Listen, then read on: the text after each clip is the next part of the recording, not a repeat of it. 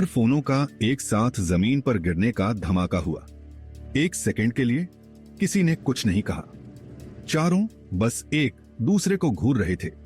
उनके चेहरे पर वही भाव था जो किसी हॉरर फिल्म के किरदारों का होता है जब उन्हें पता चलता है कि कातिल घर के अंदर ही है। रिया ने सबसे पहले चुप्पी तोड़ी। ये एक मजाक है, राइट? किसी ने फोटोशॉप किया है। एयरपोर्ट पर काम करने वाला मेरा दोस्त मुझे प्रैंक क्यों करेगा? गौरव ने कहा। उसकी आवाज घबराई हुई थी। और दादी का मैसेज भी आया है। तो हमारा प्लान? अजय ने धीरे से कहा। हमारा प्लान अब स्वर्ग सिधार चुका है, गौरव ने अपना सिर पकड़ते हुए कहा। उसका अंतिम संस्कार भी हो गया। अब हमें बस राख उठानी है। देखा? अंदर की आवाज ने शांति से कहा। इसे कहते हैं कर्म। तुम प्लान बनाते हो और ऊपर बैठा कोई तुम्हारी स्क्रिप्ट बदलकर हंसता है। Welcome to the real world बेटा। रौनित अचानक अपनी कुर्सी से उठा। चलो, उसने कहा। कहां? तीनों ने एक साथ पूछा। एयरपोर्ट, रौनित ने कहा, जैसे यह दुनिया की सबसे मामूली बात हो। और कहां? दादी को लेने। हम उन्हें वहां इंतजार तो नहीं करा सकते।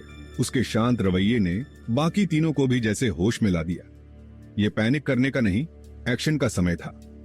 ठीक है, गौरव ने कहा खड़े होते हुए। मैं अपनी कार लाता हूं। अजय, तू भागकर रौनित के अपार्टमेंट जा। जितनी जल्दी हो सके कमरे को इंसान के रहने लायक बना। रिया, तू फोन पर लगी रह। पता कर कौन सा बेकरी आधे घंटे में एक अच्छा सा केक डिलीवर कर सकता है। अचानक लाइब्रेरी का शांत कोना किसी वॉर रूम में बदल गया था। पांडव सेना, चाहे कितनी भी छोटी और डरी हुई क्यों ना हो, अब एक्शन में थी। गाड़ी किसी रॉकेट की तरह न्यूयॉर्क की सड़कों पर भाग रही थी। गौरव गाड़ी चला रहा था। उसके चेहरे पर पसीना था। अगर हमें ट्रैफिक पुलिस वाले ने रोका, उसने कहा, तो मैं इल्जाम तुझ पर डाल दूंगा रौनित। कह दूंगा इसकी दादी किडनैप हो गई है। रौनित को हंसी आ गई। और वो मान लेंगे? क्यों नहीं? तेरी शक्ल तो पहले से ही किडनैप हुए इंसान जैसी लग रही है। बहुत बढ़िया, अंदर की आवाज ने कमेंट किया।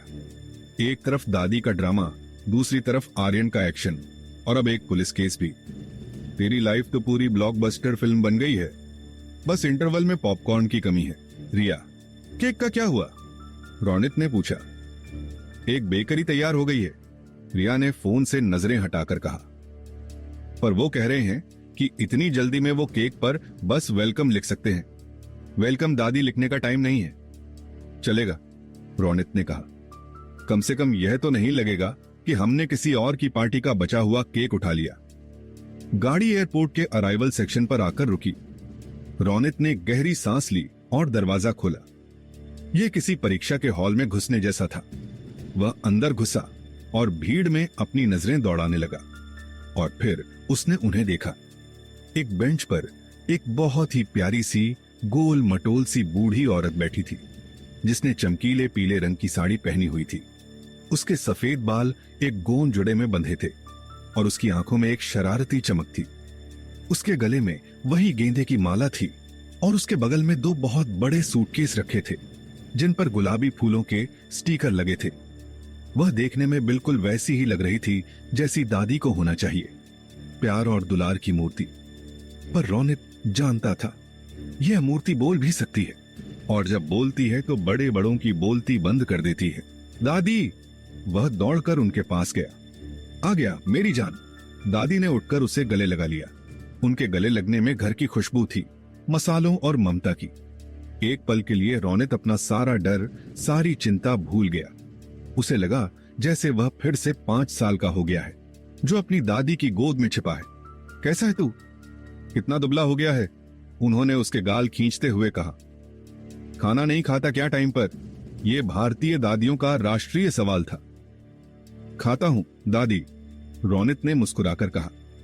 तभी दादी की नजरें उसकी कलाई पर गईं, जहां सांप का निशान शर्ट की आस्तीन के नीचे से झांक रहा था। उनकी आंखों की चमक एक पल के लिए बदली, पर उन्होंने तुरंत खुद को संभाल लिया। और तेरे दोस्त कहां हैं? मैंने तो सोचा था पूरी बारात लेकर आएगा मुझे लेने, उन्होंने मजाकिया लहजे में कहा। पर उनकी नजरें रौनित के चेहरे पर एक एक भाव को पड़ रही थीं। वो ट्रैफिक में फंस गए हैं, रौनित ने पहला झूठ बोला। दादी मुस्कुराई। अच्छा चलो कोई बात नहीं, अब मुझे अपने घर तो ले चल, बहुत थक गई, आ गई। नारद मुनि ने अपनी वीणा पर एक उत्साहित धुन बजाई। मोह की देवी रणभूमि में प्रवेश कर चुकी हैं, अब आएगा मजा। चित्रगुप्त ने अपने आईपैड पर एक नया फोल्डर बनाया। फोल्डर का नाम था दादी की माया। इनका खाता तो अलग ही बनाना पड़ेगा। वह बुदबुदाए, इनके कर्मों का हिसाब रखना मेरे बस की बात नहीं, ये तो सीधा आपसे ही डील करती हैं प्रभु। विष्णु जो ये सब देख रहे थे हंसे। वह मेरी भक्त है चित्रगुप्त, और वह अपने पोते से बहुत प्यार करती है। पर मोह प्रेम का सबसे मीठा जहर होता है। यह रौनित की पहली अग्नि परीक्षा है। अगर वह इस मोह के जाल को बिना काटे बस समझकर इससे बाहर निकल गया तो वह अपनी यात्रा का पहला नॉट गांठ खोल देगा। और अगर नहीं निकल पाया तो? नारद ने पूछा।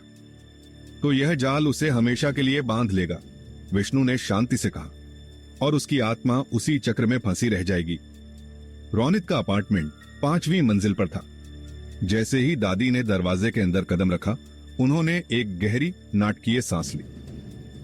हाय राम, यह घर है या कबाड़ खाना?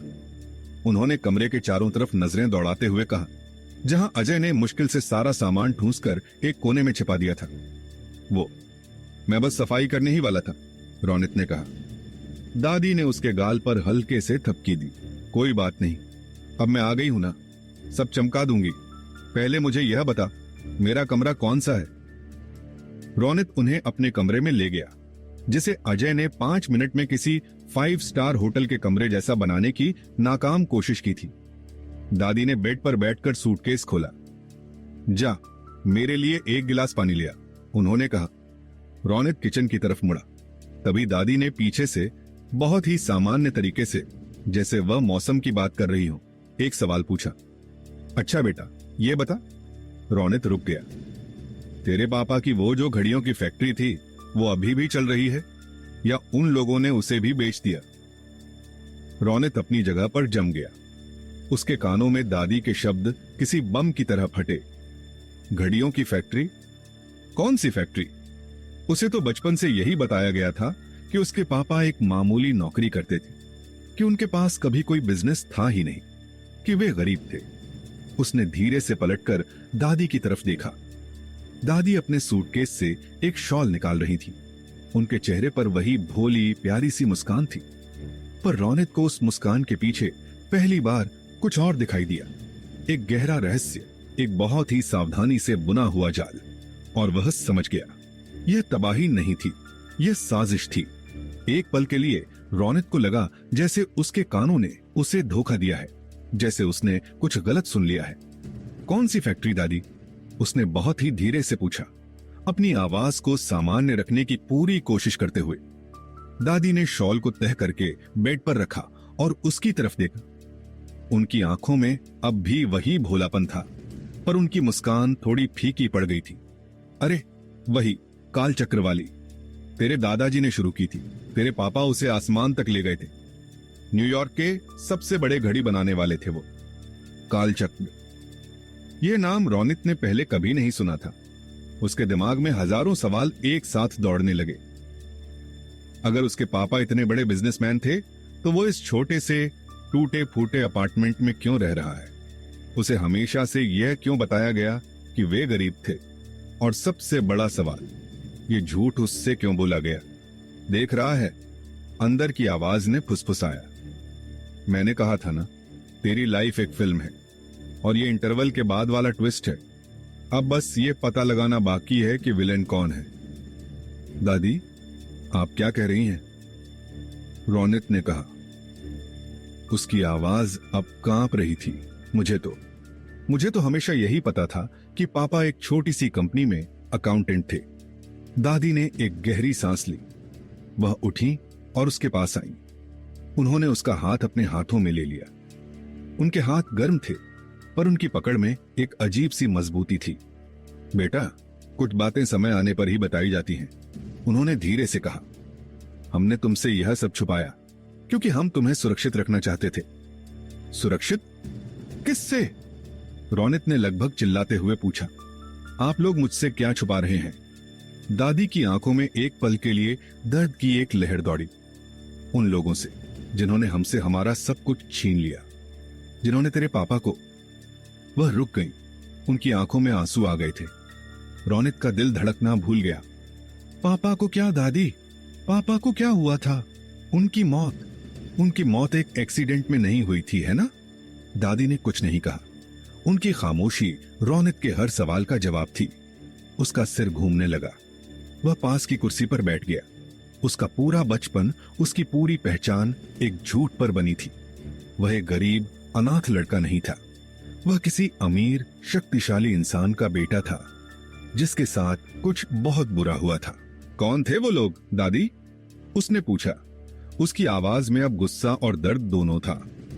मलिक, दादी ने कहा, और इस नाम में इतनी नफरत थी कि कमरा ठंडा पड़ गया।